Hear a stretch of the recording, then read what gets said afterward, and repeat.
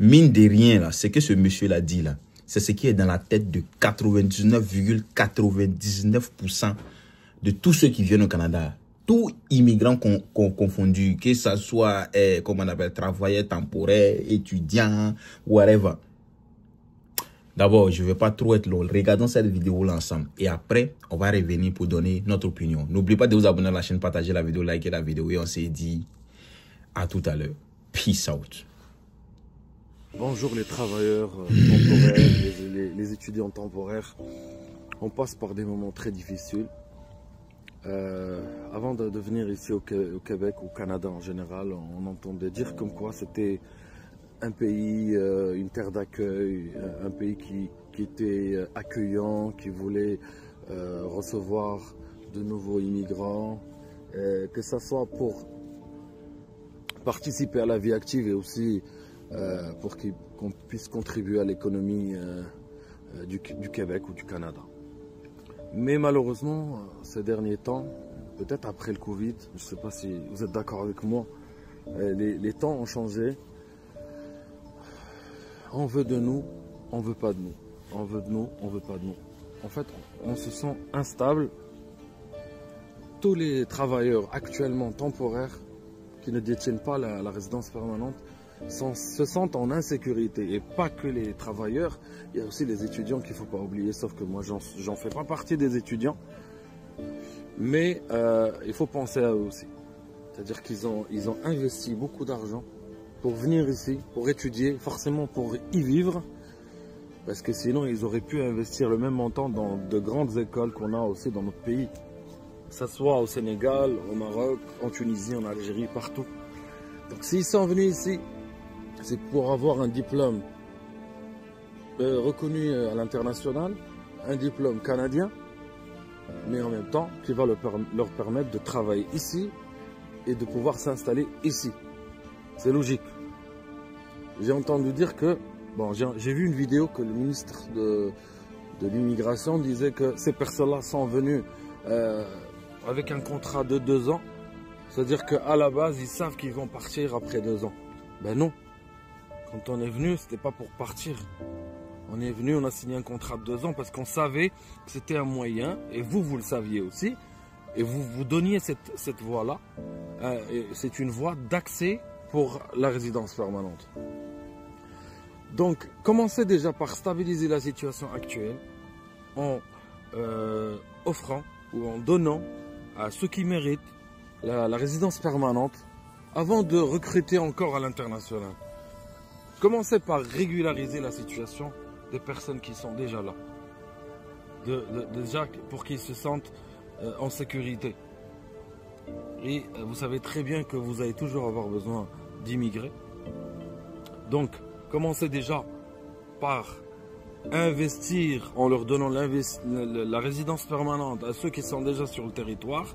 Parce que vous savez très bien que si je ne me trompe pas, chaque employé que vous ramenez de l'étranger, vous payez peut-être 14 000 $. Donc, si cette personne-là, après 2 ans, elle revient chez elle, vous allez devoir encore repayer un 14 000 $, peut-être après 3 ans, 4 ans ou 5 ans, parce que vous en aurez besoin. Et vous parlez de budget. Vous dites qu'il y a des milliards qui sont investis dans l'immigration. Ben, dans ce cas-là, essayez d'économiser en régularisant la situation actuelle. Que ce soit aux étudiants, que ce soit aux travailleurs. Après, je vous remercie. Il y a beaucoup de personnes aussi qui maîtrisent la langue française, qui ont des B2. Peut-être qu'ils n'ont pas encore passé les tests, mais ils ont des B2. Mais malheureusement, au lieu de faire une résidence après 2 ans, pourquoi ne pas faire une option après 1 année, après 6 mois? On va dire 1 année au minimum. Si les gens ils sont intégrés, ils ont payé leur impôt. Ben, nous, ça fait 2 ans et on est déjà en train de stresser parce qu'on ne sait pas. Parce qu'il faut savoir que la résidence permanente, ça coûte de l'argent. Il faut payer le gouvernement, il faut payer le consultant, parce qu'on a peur de faire une erreur quand on fait la résidence permanente sur le site officiel, soit parce qu'on va oublier de joindre un fichier, ou est-ce que le fichier va être accepté. Donc il faut passer par un consultant, on va payer un 4 000 ou 4 500 $. payer les frais du gouvernement, que ce soit mes frais à moi et mes frais de ma petite famille. Tout cela, ça demande de l'argent et surtout, c'est pas facile psychologiquement. Je suis désolé si j'ai un peu allongé la vidéo, mais ça m'a fait du bien. Je la considère comme une petite thérapie pour moi. Et je parle au nom de tous les travailleurs temporaires et aussi, même si je ne le suis pas, les étudiants temporaires. Que Dieu soit avec vous et j'espère que on aura de bonnes nouvelles au mois de novembre. Merci. Voilà. Ce que le monsieur là vient de dire là, moi je pense que le gouvernement doit écouter très bien ça. Parce que quoi? Mine de rien là, tous les étudiants qui viennent ici, les étudiants étrangers qui viennent ici là, pour venir étudier. Moi je parle pas de ceux qui font des coups bas, qui ne vont pas à l'école, il y a d'autres qui viennent, ils ont tout, mais ils ne veulent pas aller à l'école, ils veulent faire la Java. Moi, je parle pas de ceux-là. Moi, je parle de ceux qui vont à l'école, qui se cassent la tête pour payer les études chères. Parce que mine de rien, ici, ça coûte cher. L'école le plus moins cher ici, là, ça peut faire une très bonne école chez nous. Très bonne école. Je vous assure de ça. Et puis, c'est pas parce que dans nos différents pays, il n'y a pas de grandes écoles, il n'y a pas des écoles qui peuvent nous mener à des grandes choses. C'est juste parce que, d'abord, on a l'envie de vivre dans ce pays-là. On a l'envie de vivre. C'est une volonté de vivre et rester dans ce pays-là. C'est pour cela, soit on vient par le biais des études, parce que le gouvernement a donné une opportunité d'avoir la résidence permanente ou bien d'être citoyen plus tard du Canada par les études. Donc, on accepte de payer cette somme-là pour venir étudier d'abord, avoir la connaissance, avoir toutes les expériences qu'il faut. Et maintenant, peut-être rester ici. C'est pas tout le monde qui veut rester ici. Mais pour ceux qui veulent rester ici, on doit au moins les faciliter la tâche. Parce que quoi? C'est une main d'œuvre. C'est une main d'œuvre très qualifiante qui s'en va. Mine de rien, un étudiant international, c'est quelqu'un qui bosse dur. C'est quelqu'un qui ne veut pas, comment on appelle, finir ses études et puis rester en train de traîner. Non.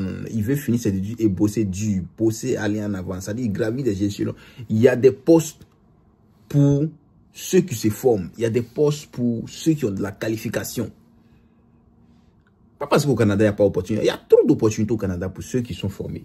Mais, s'il vous plaît, facilitez la tâche aux gens. Facilitez la tâche aux gens. Honnêtement. C'est stressant, ça fait peur. C'est-à-dire que chaque jour, quand il y a une loi qui saute, là, tu regardes, tu dis, mais attends, au moins que moi, je vais finir. Est-ce que ça va me permettre de au moins avoir un peu de bénéfices pour pouvoir rester ici, pour pouvoir travailler? Parce que oui, faut pas on va se blaguer pour dire, mais le Canada, même c'est quoi? Non, le Canada, c'est un très bon pays. C'est un pays d'opportunité. On veut rester ici. Il n'est pas dit qu'il faut te tuer, il faut te casser la tête. Non. Mais c'est un pays d'opportunité. Donc, ils doivent nous faciliter la tâche pour rester ici.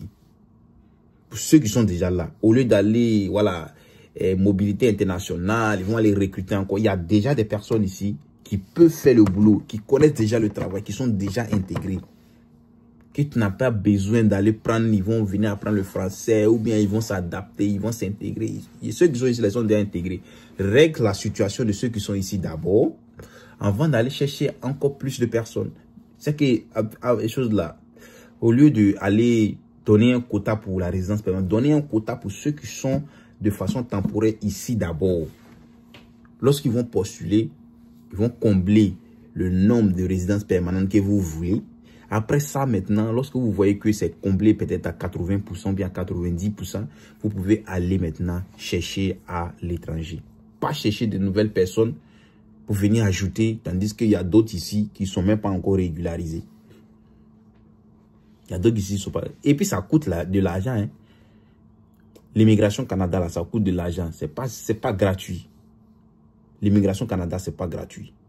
Que tu viennes à un étudiant, ça coûte de l'argent. Étudiant même, tu payes cher.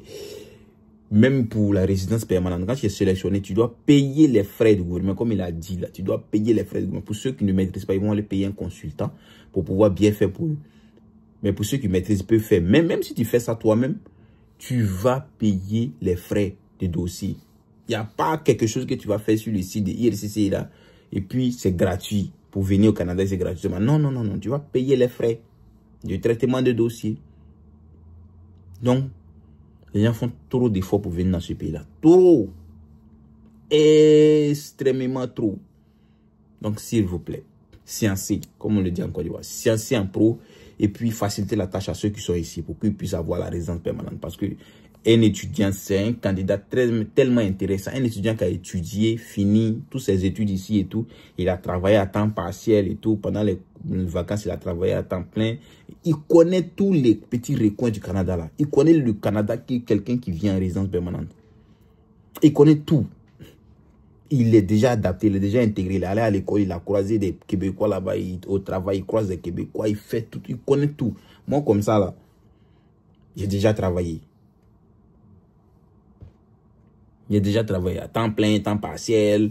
Je connais tout. Je vis avec une Québécoise. Je connais tous les petits recoins du Québec. Un très bon candidat pour être résident permanent. Mais tu t'en vas soulever quelqu'un au fin fond d'un pays, d'un petit village là-bas, tu l'envoies ici. En quoi, lui, il est plus meilleur que quelqu'un qui est déjà ici, qui a déjà tous les atouts?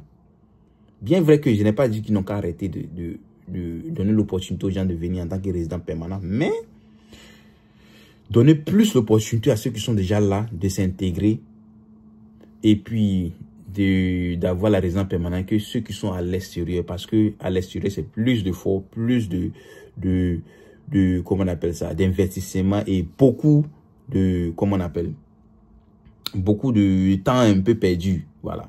Donc, regardez sur ce côté-là. Merci d'avoir regardé cette vidéo. J'espère que vous avez appris quelque chose de cette vidéo-là. Dans ce cas, n'oubliez pas de vous abonner à la chaîne, partager la vidéo, liker la vidéo et on se dit à la prochaine vidéo. Peace out.